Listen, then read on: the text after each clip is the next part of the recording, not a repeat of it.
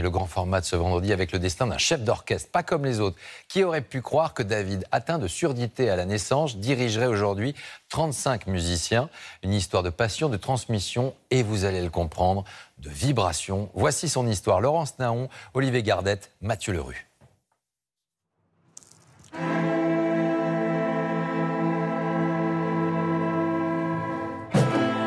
À la baguette, David Legendre dirige pas moins de 35 musiciens. Une prouesse pour ce chef d'orchestre débutant. Mais le défi est encore plus grand, car la musique, David ne l'entend pas.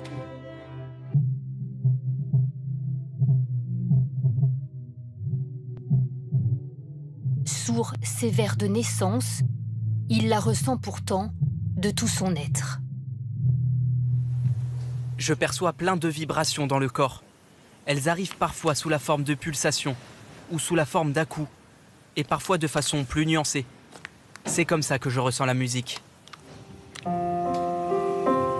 Une main plaquée contre le mur qui vibre.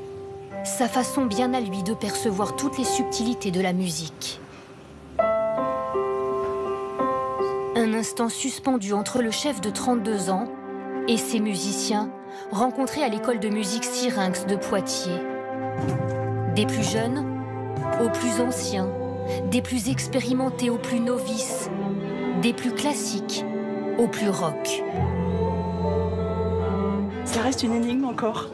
Et ça marche. C'est ça qui est chouette, c'est que je ne comprends pas comment il fait, mais ça fonctionne quand même. Je ne m'attendais pas à ce qu'une personne avec un syndrome handicap puisse bien nous guider. C'est la magie, vraiment. Ultra concentré, David Legendre scrute chaque musicien, chaque position d'instrument, au point de savoir lorsqu'un coup d'archet ne lui convient pas. Toi, t'as commencé par là.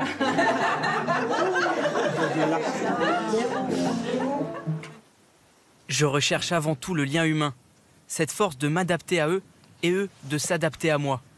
J'essaye d'apporter cette cohérence, cette cohésion, ce magnétisme entre nous. La musique a toujours fait partie de la vie de David malgré son handicap. Un peu de percussion tout petit, une guitare grattée enfant. Et pour ses 17 ans, sa mère lui achète un piano, la révélation.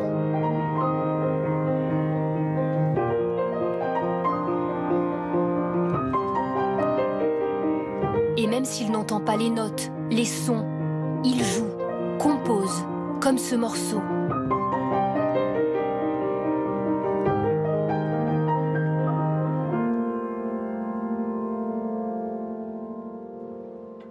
Par exemple, quand je touche cette note, je ressens quelque chose de plaisant, celle-là de la tristesse. J'ai tout un imaginaire, comme une pluie battante. Et des gouttes qui tombent sur les différentes touches du piano.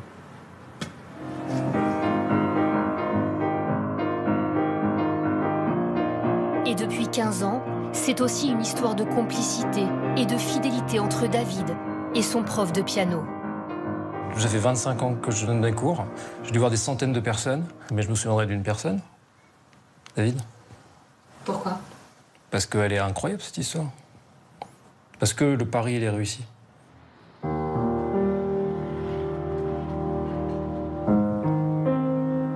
David compose seul.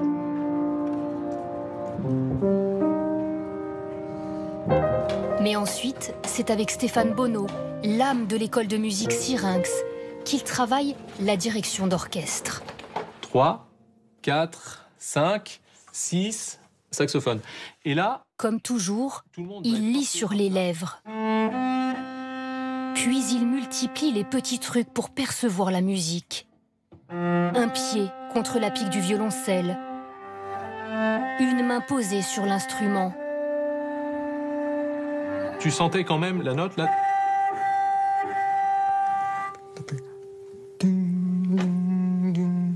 Tu chantes juste? Bravo, non, mais... Plus les notes sont aiguës, moins David les ressent. Alors il utilise même un ballon pour capter un maximum de vibrations. J'ai fait l'expérience de plusieurs chefs d'orchestre qui dirigeaient mécaniquement très bien, mais qui ne me donnaient pas envie de me surpasser. Et David, au moment où il fait ses gestes, il y a toujours un supplément d'âme qui fait que tout le monde y est sensible et que chacun est touché au plus profond de lui. Et la reconnaissance est arrivée en juin dernier. À l'occasion de la fête de la musique, l'Élysée a invité David pour saluer son parcours exemplaire. L'équipe de l'école Syrinx a immortalisé en vidéo son jeune chef dans la cour d'honneur du palais.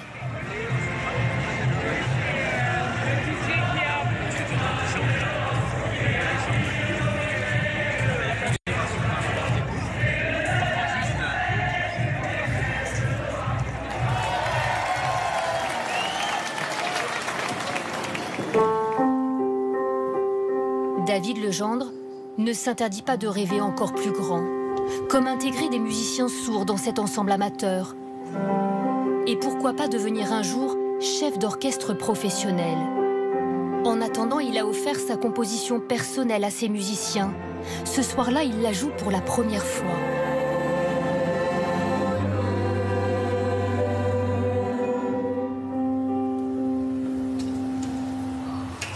Bravo. Une émotion immense, mais surtout une émotion partagée.